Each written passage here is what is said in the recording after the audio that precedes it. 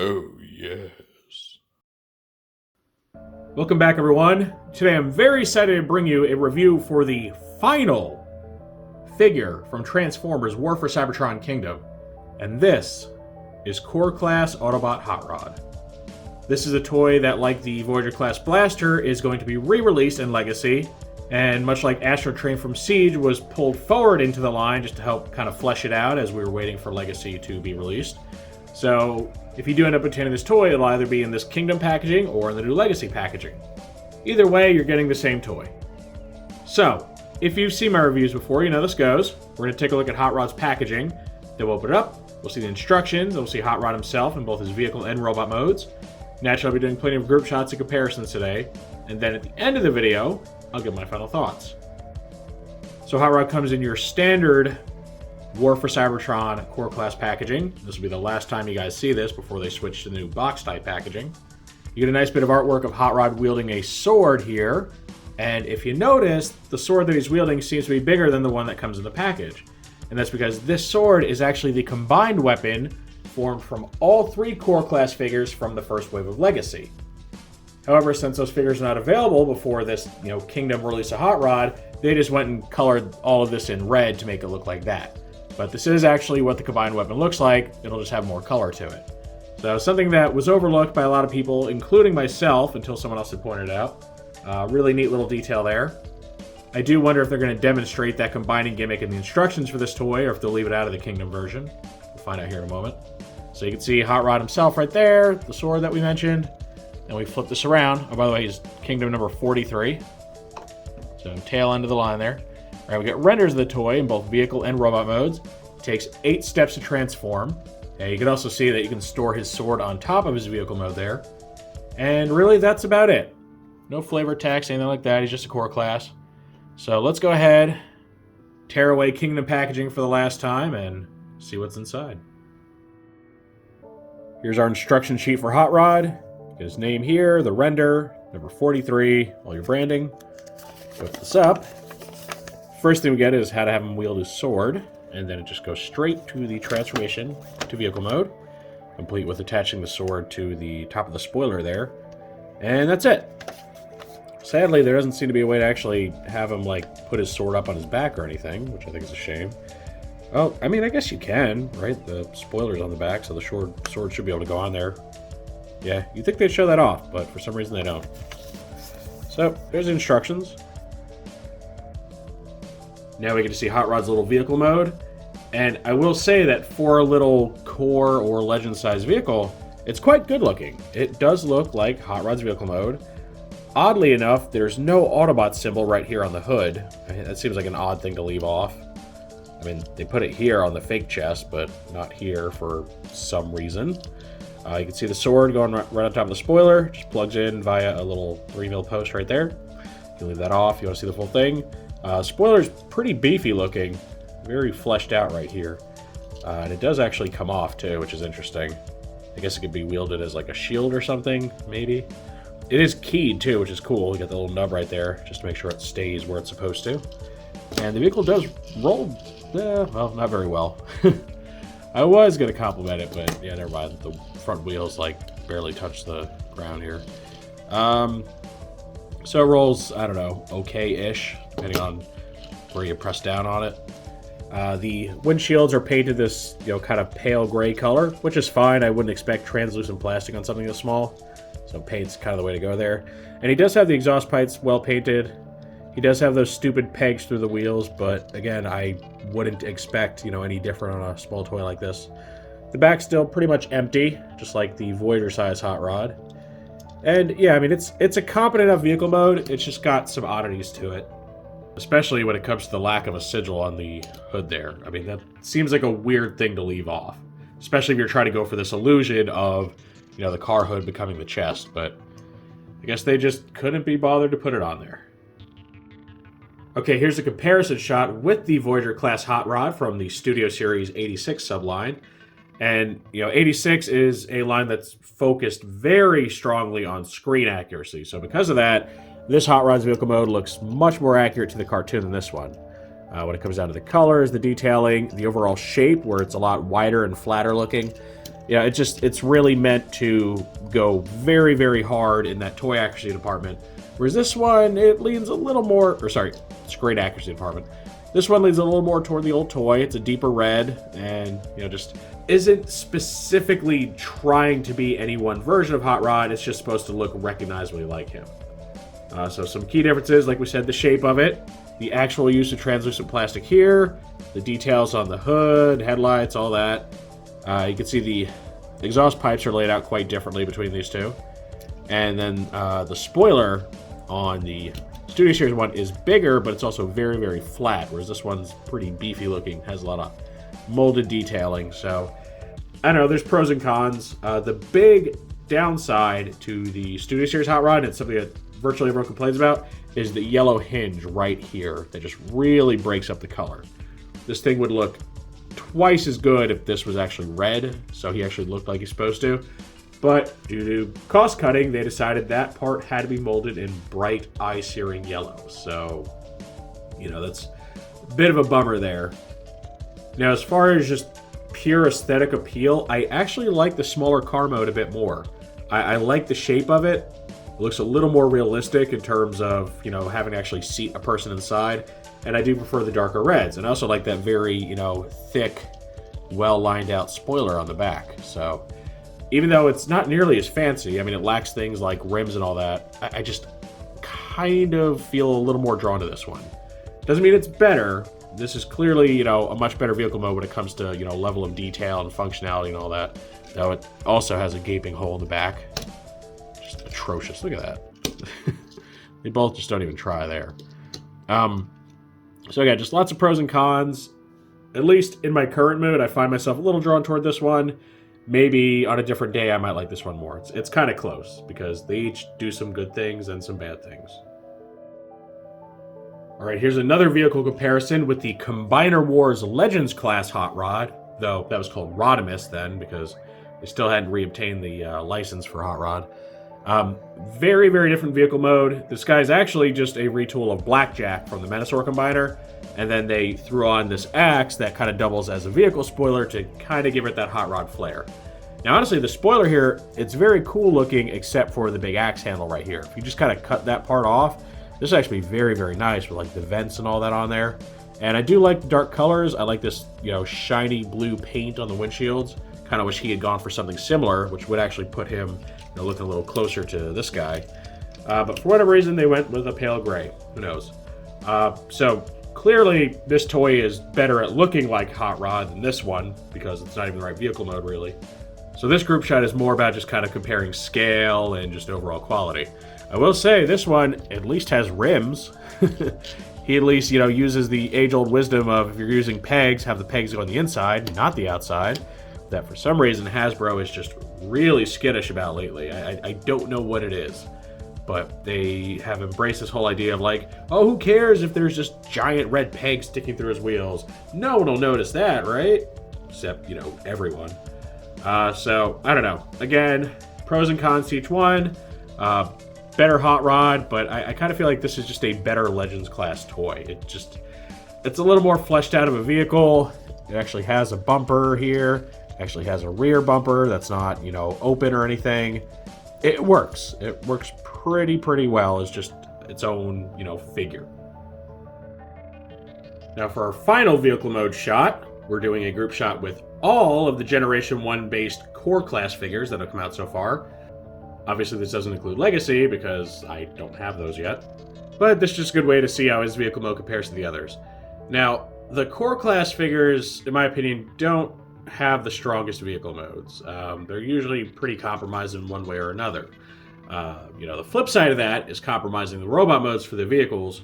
So my personal preference, you may have heard me say this before, is that if you have to choose one mode to prioritize, I say prioritize the robot mode. Like the alt mode, it's important, but if you only have one or the other, don't have a goofy looking robot, because 9 out of 10 people are going to display their Transformers in robot mode.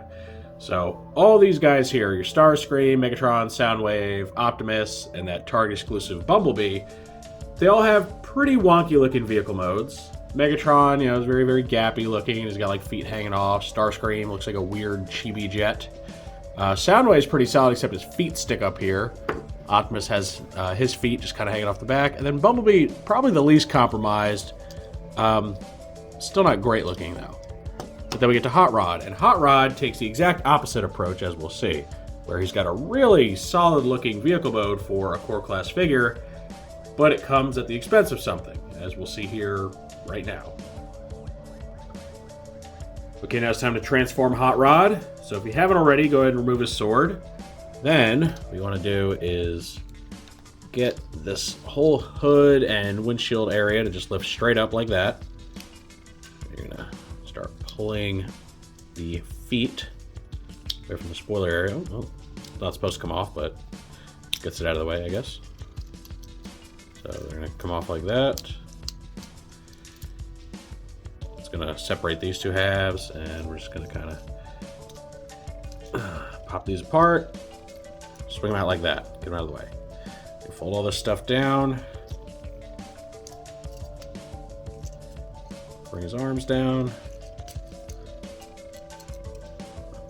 Bend them, do whatever you gotta do.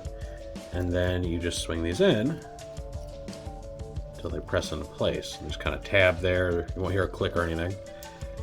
And then lastly, we just bring this up. Plug it in like that.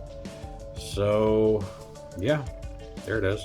It looks like you can actually flip this around, though. If you did, it wouldn't stay on very well. That's interesting that it goes two ways. Maybe they want to give you the option? I'm not sure. I'm not sure why it's reversible like that. But according to the instructions, you just leave it like this. And it tabs in a lot better because now you have the peg from the spoiler holding together. So, yeah, here's our robot mode. All of its glory, we'll call it that. Now, as far as actually being able to have him store his sword on his back or anything, that would only work if you took the spoiler off and flipped it around, and then this could, plug on there. Otherwise, there's not really a spot for it to, hang off. I mean, you can plug it in here. That looks silly. It's like a tail. So I guess he more or less just has to hold it. So I'll go ahead and put it in his hand, and there he is. Tiny little Hot Rod. Now, I mean, at a quick glance, he doesn't look terrible. He's very, very lacking when it comes to color. In fact, I think the entire toy is cast in red plastic, except for the wheels. But you see, like, the thighs are red with, like, a little bit of orange paint. The chest is just painted orange. The spoiler is red plastic, too. I mean, everything's red. So, yeah, I mean, they really went cheap with this guy. I mean, all of his details are washed out, right? Like, his shins are just red. I mean, really not much going on here. And then, to me, one of the most greatest things is look at the head. The head's not just like, it doesn't just have a hollow spot, it is completely empty. Like, it's just a shell with a face. Like, that's inexcusable. I mean, that is super cheaping out at this point. It's ridiculous. It's really, I mean, cost cutting has gotten to a real low here. And then, of course, the car kibble on the back of the legs. He's got half of his car on the backs of his legs. Why? I don't know. Because they're obsessed with using fake kibble for his chest instead of just making the car hood. And, it's something that's really weird because it's not going to make a massive difference. We've seen plenty of Hot Rod and Rodimus Prime toys where the car hood does actually become the chest. And it might, alter the shape a little bit, might make it a little wider, but at least the transformation makes sense. Instead, you get this. I mean, this is almost as bad as that second masterpiece Bumblebee, where, like, the backs of his feet were just half the car folded up. So, I don't know. It bothers me because this thing could have been a lot better. I mean, honestly, the classic Hot Rod transformation would work for something this small. But for some reason, they felt they had to reinvent the wheel to fix a problem that wasn't really a problem. Now, there's nothing wrong with the toy being different. We'll see here in a moment that sometimes, deviating from the norm can lead to some pretty nice results. But you can tell that this is meant to very clearly still be G1 Hot Rod, but transforming in a way that is just bizarre. And then, the utter lack of paint apps on this guy compared to some other figures, it's just killing me. Perhaps if they had molded more of its parts in, something other than red, he wouldn't look so samey and boring. But, yeah, this is not a good effort in my opinion. Okay, we're back to looking at the Voyager Hot Rod, just to see, how these compare. And again, I don't have an issue with this toy not being, like, lavishly G1 accurate. That's really not the issue. In fact, it's probably too G1 accurate, which hurts it. Because if it looked, really different, like it was doing its own thing, you can kind of forgive, some of the differences. But, it's clearly meant to be this guy, but at a much, much lower budget and very poorly executed. Now, I keep going on about the fake chest. Now, this guy, he uses a fake chest too. The difference is he has the part count and the complexity of a Voyager-class toy to pull it off. That extra car hood, it's all stored inside here. You can barely see it. You have to really be looking for it. This dude just wears it right there. Look at that. It's awful. It's really, like, if you don't have the space or the budget to pull off, a cheating transformation, don't do it. Like, keep it simple, stupid. Like, the old KISS acronym, right? Keep it simple, stupid. Like, there's no reason this guy had to be so over-engineered and end up having just all these parts hanging off, his spoilers, kind of tucked up inside of his backpack instead of being, like, on the outside of it. The hollow head, ugh. Imagine if they hadn't over-engineered this thing. They could have put more budget into things like filling his head in, or maybe painting him a little better, or using more than one plastic color for everywhere but the wheels. It kills me. It really does. Again, I don't expect him to look like this. This toy is, roughly 3 times the cost of this one. But if they can't match this, they can't even come close, then do something different. Because trying hard to mimic this at this price point just leads to an absolute mess of a toy. Now we get back to the Combiner Wars Legends toy. And in this robot mode, again, this fails at being a G1 Hot Rod, right? It's not good at capturing the look that this guy's going for. But that's okay, because it's not necessarily trying to do that. It was just, an easy retool to throw into the Combiner Wars line. It's something to plug into the chest on the Optimus Combiner, because there was something to plug into the chest on the Minosaur Combiner. So it's just kind of doing its own thing, and you can see it as just a new form for Hot Rod, some sort of a Micromaster form, something along those lines. He's taken on several forms, throughout his lifetime. So when you look at it that way, and you're not expecting this to be your definitive, G1 Hot Rod toy, it ends up being a lot better, and it's far more complex looking. It uses, multiple different plastic colors. It has, your dark red and your black for the wheels, but then it also has a lot of this orangish yellow color here, which this guy just doesn't use at all. He's all red. And when you look at the posability is pretty much identical on these two. In fact, I would actually say it's better on this toy because he has a much easier time lifting up his shoulders than on these like really, really tight hinges here. And look at that, his head isn't completely empty.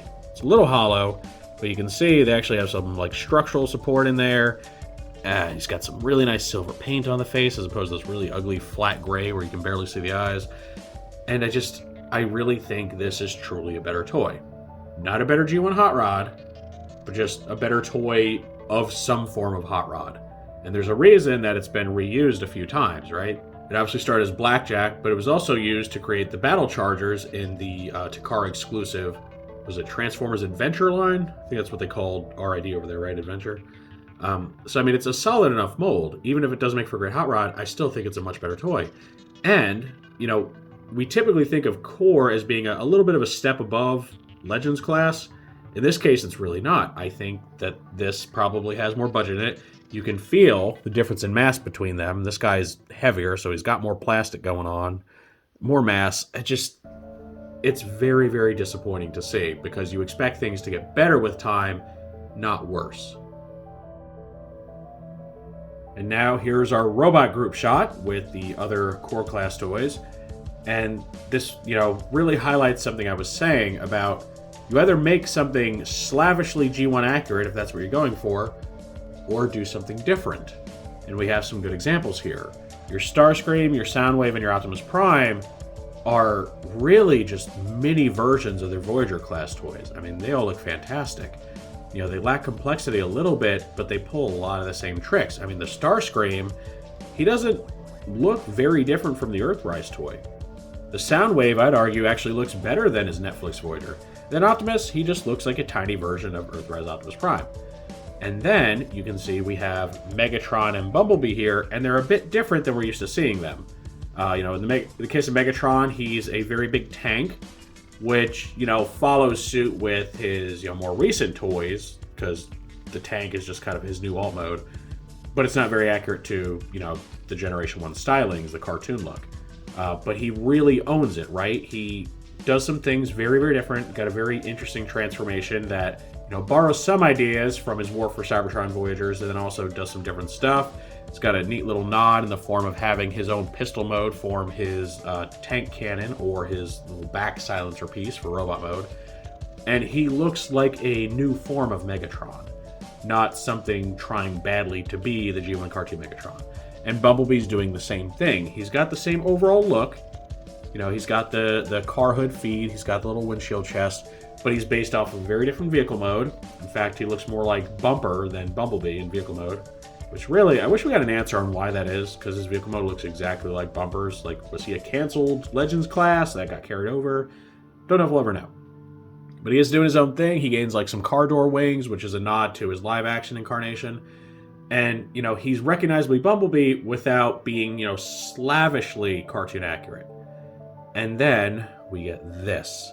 You can tell it's trying so hard to be cartoon Hot Rod, but failing in like every way. They can't carry through the paint or plastic budget. The weird transformation with, the car just folding up on his legs. It doesn't look good. If you're going to go for something new, go for something new, or keep it straight G1. But I think the problem with him is that he really ends up pleasing nobody, because he doesn't look close enough to the cartoon model to, make the G1 purists happy, but then he doesn't do anything differently enough from the classic toy and looks bad so that people that don't even care about G1 accuracy still aren't very happy with the toy. I voted for this guy as like the worst core class of 2021 before I even had him, because I already knew just from seeing him in hand that like, oh, this is terrible. And I am very sad to report that my opinion has not changed. I think he's easily the worst core class, especially out of the G1 based ones. But even when you get to the, the beast characters like Rat Trap and your little fossilizers, Rat Trap looks quite good. He's a little small, but he looks good. And the fossilizers, they're already doing their own thing, so they can't really mess up. I mean, they look like cool skeletal dinosaurs, and they have cool robot modes. And their transformation makes sense, unlike this guy's. Now, I know not everyone's going to like this review, because it is a very negative review. But I have to be honest with you guys. I'm not going to sit here and just sing Hasbro's praises when I don't think it's warranted. I'm not going to be like, oh, it's amazing. Oh, this toy's so good. Just because I hope, Hasbro notices me. Like, I really want to give honest reviews, and I can't get behind this toy. I don't like it. And, it does have the synergy with the upcoming Legacy Core class, so you'll be able to create a cool sword, but I don't think that really saves this guy. And he also seems to have a lot of drop features too, like the spoiler coming off and all that. I'm sure that's meant for something, unless they just didn't feel like putting a pin in it or gluing it and it just comes off. I don't know. And the fact that it can flip around, but it doesn't, I don't know. But I hope those of you that haven't tuned out already are, kind of getting what I'm saying here. When you can see how good the core class has been up to this point, even Bumblebee, who I consider kind of a weak link, but he's still, he works. The only thing you might be able to criticize him for is the door wings, but at least they're aesthetically pleasing. It's not just half a car folded up on the backs of his legs. So, yeah, I think he's easily the worst still. And I, have to stick by that. And this completes our look at the final toy to be released in Transformers War for Cybertron Kingdom.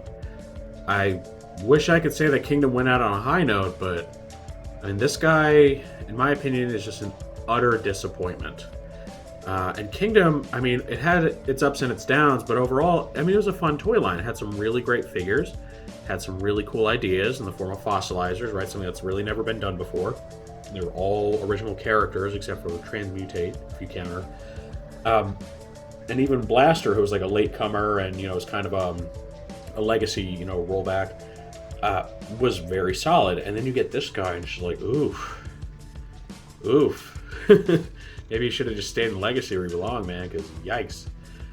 So, I hate to be negative, but I really can't recommend this toy unless you're, either just an absolute completionist and you just really need a G1 Hot Rod at the scale and you don't care if it looks bad, or if you're really determined to build that like combined sword. Otherwise, I mean, it's not good. It's very disappointing, and we've come to expect a level of quality from Hasbro. Like ever since, kind of the soft reboot that was War for Cybertron, we've had certain expectations when it came to things like engineering. This guy does not look like he belongs with the other core classes. He looks like an old Legends class toy, and like a bad one. So, I don't know. It's really up to you. Obviously, if you want this guy, you're going to get him. If you're a huge Hot Rod fan and you just want to collect Hot Rods, I mean, I'm sure you'll be satisfied enough. But as far as quality, of the toy, the amount of effort and money put into it, the fact that he's all red with very minimal paint applications, and the really bad transformation that was just so unnecessary. I mean, look at this. It's terrible. Look at the back. Look at the head. I mean, nothing about this guy is pleasing to the eye. So, yeah, I don't know. You can pick it up if you really want to, but I think you could probably spend your $10 to $12 better elsewhere. Of course, that is just my take on this Hot Rod. Do you agree with it? Do you think this really is a bad core class toy, or do you think I'm being way too hard on this thing? Maybe you really like him. I'd really love to know what you guys think of this, and kind of help me realize if I'm just going way too hard at this guy or not. As usual, any and all feedback is always welcome in that comment section. If you enjoyed this review, make sure to toss it a like. Let YouTube know you want to see more stuff like this. If you do want to see more like this, make sure to subscribe and hit that notification bell so you always get a heads up when I post something new. I thank you for joining me for this look at the new Transformers War for Cybertron Kingdom Core Class Hot Rod. And with all that said, I will see you next time.